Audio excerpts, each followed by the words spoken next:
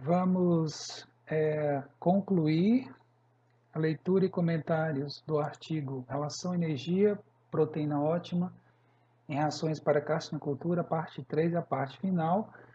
É um artigo de autoria de Joe Fox e Edson Lawrence, da Texas A&M University, dos Estados Unidos, publicado na GA em 2004. Tá? Vamos ver agora o ponto 5. O ponto 5 ele trata das recomendações para pesquisas sobre relação energia-proteína ótima. Então, essas recomendações não são para os produtores, tá? Essas recomendações são para as fábricas de ração, para os pesquisadores, os nutricionistas que trabalham nas fábricas, nas universidades e nos institutos de pesquisa que estão se dedicando sobre esse tema, que é um tema interessantíssimo. Eu sou suspeito para falar, porque foi meu primeiro tema de pesquisa na pós-graduação. Eu trabalhei com a relação energia-proteína ótima, não do camarão, mas de um peixe de água doce, a piracanjuba, tá? Então eu tenho assim um carinho, digamos, muito grande com esse tema de pesquisa e de trabalho, que é a relação energia-proteína. Vamos ver aqui. Tendo em conta que existe uma variedade de critérios, né, de criação que são aplicados na nutrição do camarão, na pesquisa da nutrição de camarão, presentemente não é possível oferecer uma única metodologia que seja ideal para a determinação da relação energia-proteína ótima. Tá? Então, eles querem apresentar aqui, que eles chamam de recomendações, né? Ou algumas normas de conduta que deveriam ser seguidas pelos pesquisadores para que os resultados sejam mais significativos, relevantes, tenham uma importância maior. Que você consiga obter conclusões que tragam uma contribuição efetiva para a indústria, tá? Não obstante isso, né, apesar disso, é possível fazer algumas recomendações, que é o seguinte: primeiro, usar uma fonte proteica padrão, tá? Única nos testes, para manter um perfil de aminoácidos essenciais consistente na proteína. Então imagina, pessoal, se cada pesquisador usar uma fonte proteica diferente, como é que os resultados vão poder ser comparados? É muito difícil, porque aí você vai ter que fazer um exercício mental enorme para comparar esses resultados.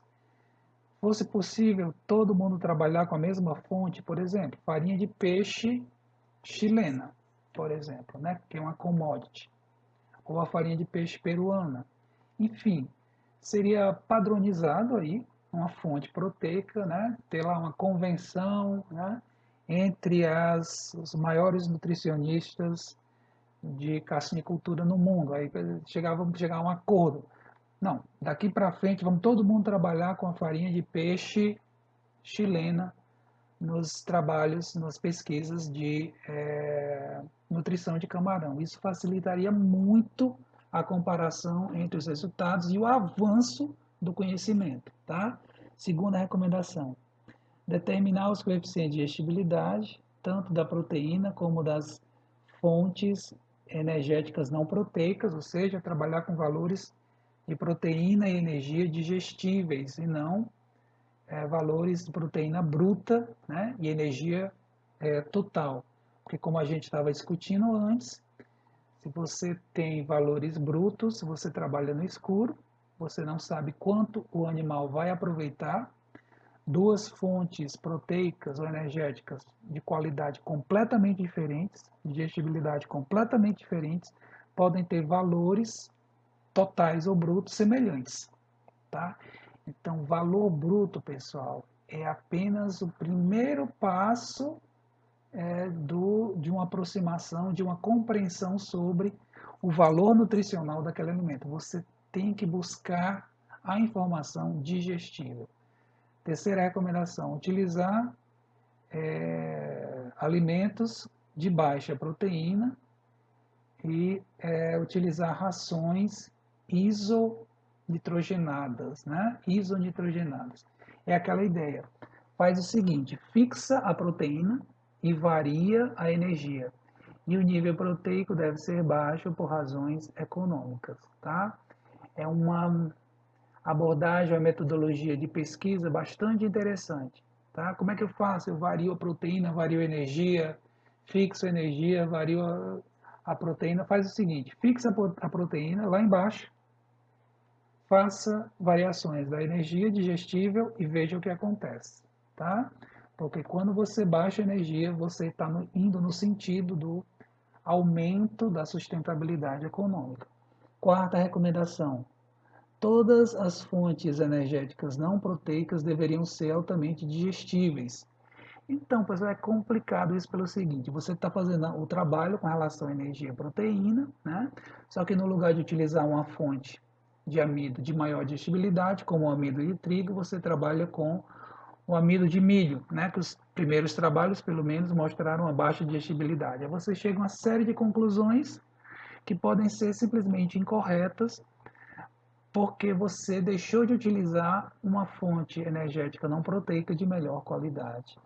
Então, trabalhe com fontes, né, proteicas, energéticas não proteicas, carboidratos e lipídios de boa qualidade, porque aí, nesse caso, as conclusões vão ser significativas, ou seja, aquelas recomendações que você fizer, elas vão ter efeitos práticos importantes para a formulação de rações eficientes. Quinta recomendação: as taxas de ingestão dos alimentos deveriam ser similares e quantificadas, sendo que as rações experimentais deveriam ser oferecidas em níveis abaixo da saciedade. O que é isso? Deve-se evitar a sobrealimentação dos animais, o que comprometeria os resultados, tá? Se você alimenta de menos, você vai perder as conclusões, você não tem como concluir nada, porque como é que você vai falar em qualidade se o problema foi baixa oferta? Você pode ter uma ração maravilhosa, mas se a oferta não for correta, o animal vai retardar o crescimento. Agora, o outro lado também é problemático, a sobrealimentação, tá? Porque existe muito a questão seguinte: proteínas de pior qualidade o animal ele pode compensar isso se houver uma oferta maior, né? Então ele busca compensar a menor qualidade proteica com um aumento na ingestão alimentar. Se você fizer a sobrealimentação, ele pode fazer essa adaptação, né?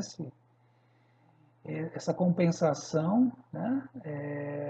Dos processos de gestão e assimilação, que podem mascarar os resultados, né? Você vai chegar a conclusões que vão fugir da realidade dos fatos se você tivesse encontrado uma forma de ofertar que não levasse à sobrealimentação. Então, a recomendação é alimentar um pouco abaixo da saciedade, tá? Digamos 90% da saciedade aparente.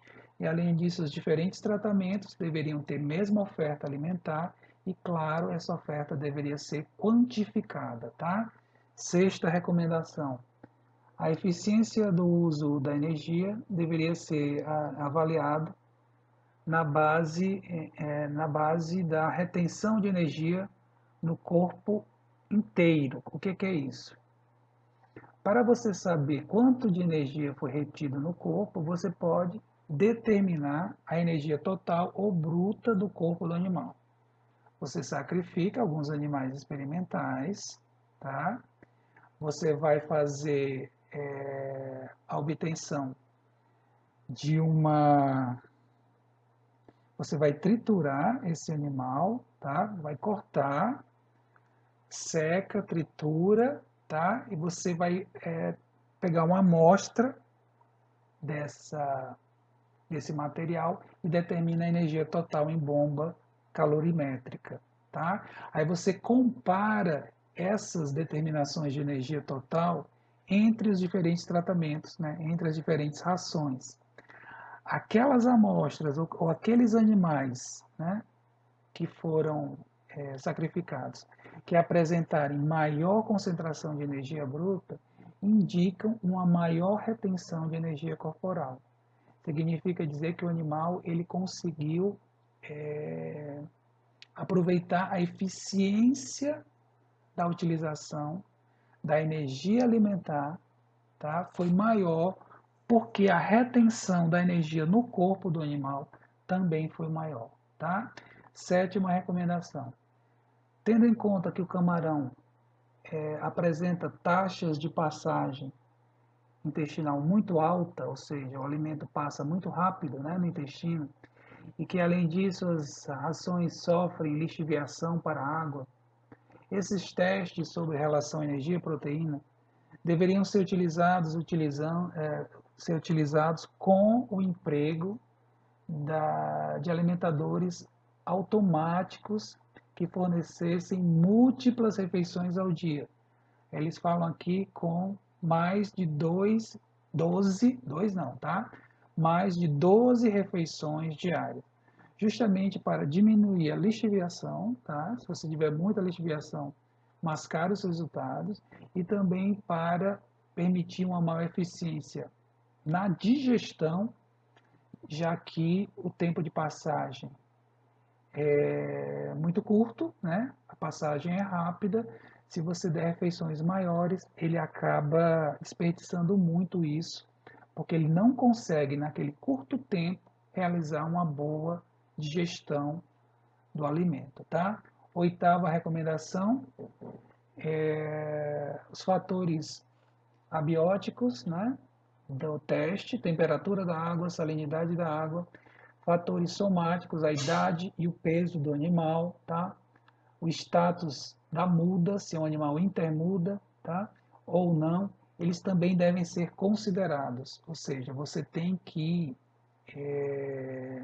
amarrar ou deixar claro que aquelas conclusões obtidas são válidas para aquela temperatura, para aquela salinidade de água, para um animal nessa fase de vida, com esse peso corporal, com essa idade e, de preferência, utilizar animais em intermuda, nem pré-muda, nem pós-muda. E a última recomendação, os camarões deveriam apresentar taxas de crescimento e sobrevivência típicas, tá? Com um período experimental de no mínimo 8 semanas, tá? Testes muito curtos, pessoal, não são válidos. Se você fazer um teste de 2, 3 semanas, isso pode não ter validade nenhuma. Pelo menos 8 semanas. E o ideal era que você tivesse uma taxa de crescimento e sobrevivência próxima dos melhores resultados comerciais, ou seja, sobrevivência maior que 85% e uma taxa de crescimento de 1,5 2 gramas por semana, né? Isso seria o desejável.